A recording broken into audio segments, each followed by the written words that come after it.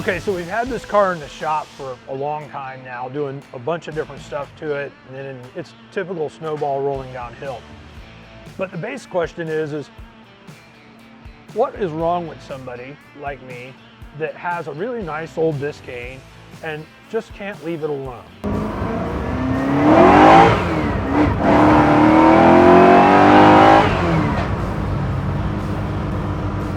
As you can see. So that's where this is, and this is the bottom line. This is a very good friend of mine that owns this car. I've known him for many years. So he called me, he says, hey, I want to do this to my Biscayne, and I'm like, well, whatever, okay. So he sent it down, and then one thing led to another, and we kept making it lower, and tires were getting bigger, and tires were getting smaller, and we kept coming up with this idea or that idea, and it all kind of transformed into something else. So the original thing was it was just going to be a basic sleeper, and it wasn't near as low. It didn't have big tires on it like this. It was just a nice old car.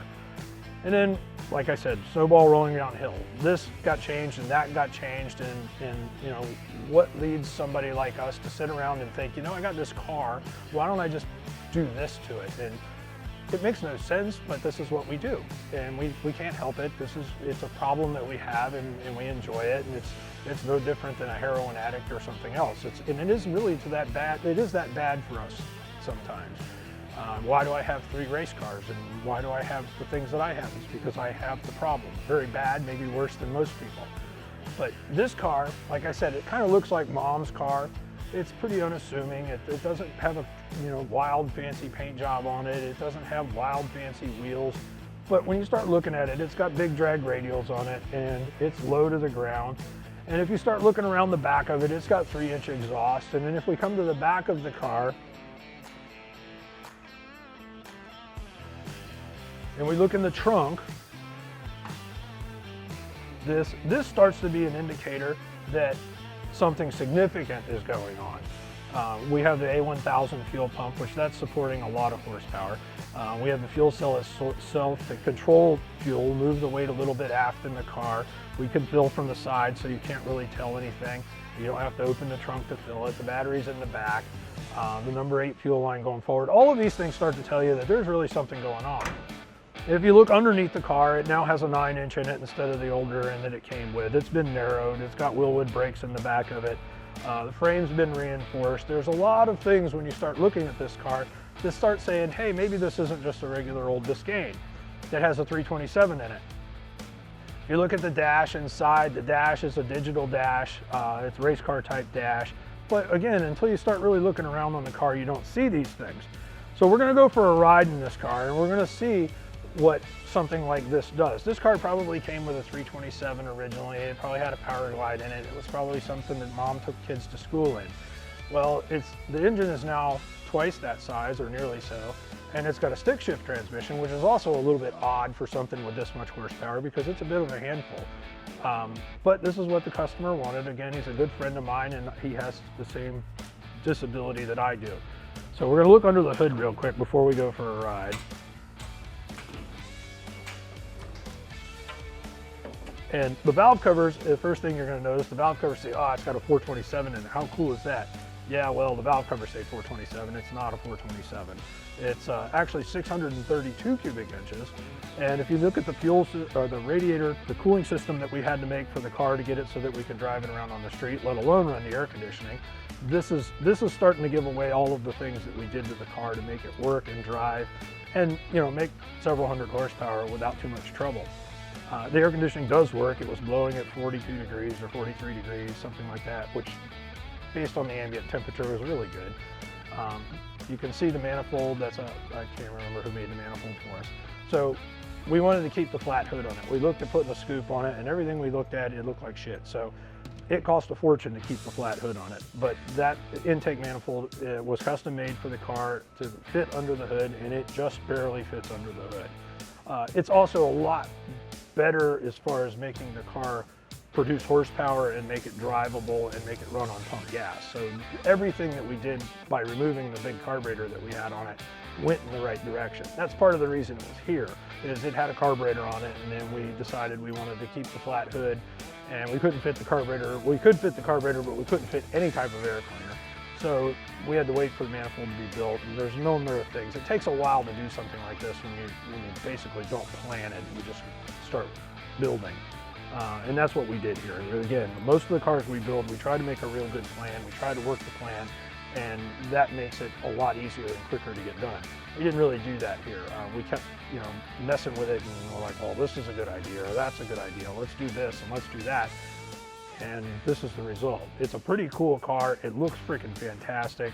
I swear to God, I take it in second gear, it'll pull the front wheels off the ground and run down the street. It's stupid fast. It's way faster than it needs to be for anybody to drive around on the street. But anyway, that's what my friend wanted, so here we are.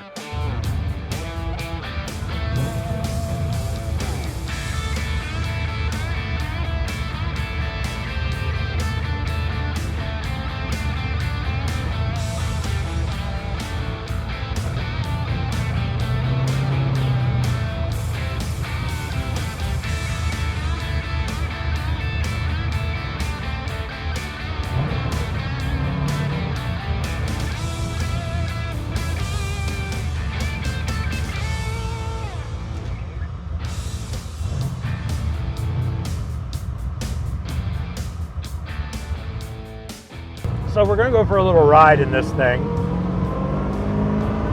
We're not running the air conditioning because the weather is absolutely unbelievable. It's about 65 degrees. There's not a cloud in the sky. It's a perfect day to drive an old car like this.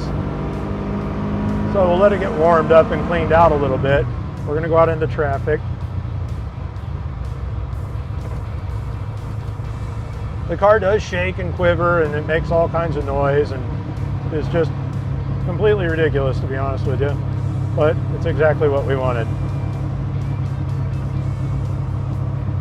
And usually when you start doing something with this much power, it's an automatic transmission, and there's a reason for it. It's a lot easier to drive.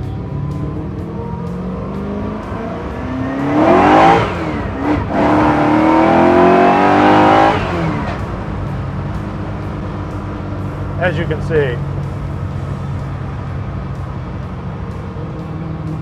it hooks up surprisingly well. The modifications we made to the original suspension and the drag radials, we've got about 18 pounds of air in the drag radials, but it really hooks up good with all that weight hanging off the ass end of it.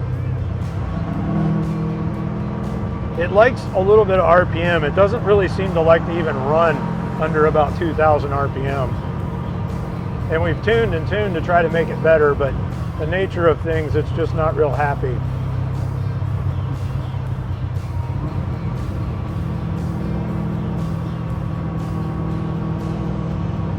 I won't power shift it, there's no point, because it's just going to blow the tires off of it if I do.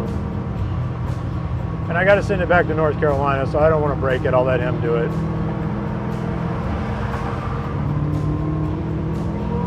See if we can get straightened out a little bit. Second gear.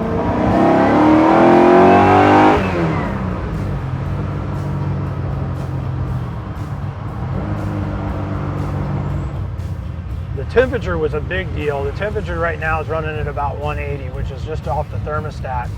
This thing was a real bear to get to cool because it's so big. And again, this thing had a 327 in it maybe when it was new. So we had to cut the core support up, basically rebuild the whole core support, and we put a big radiator, big aluminum radiator in it.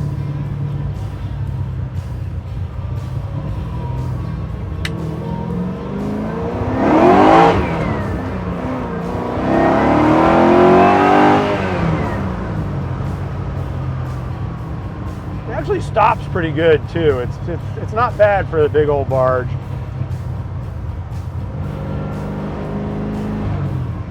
We didn't put a ton of gear in it. It's got a 390 gear in the 9-inch. It doesn't need a ton of gear with this engine. It's got torque that's just stupid. One last little jaunt here.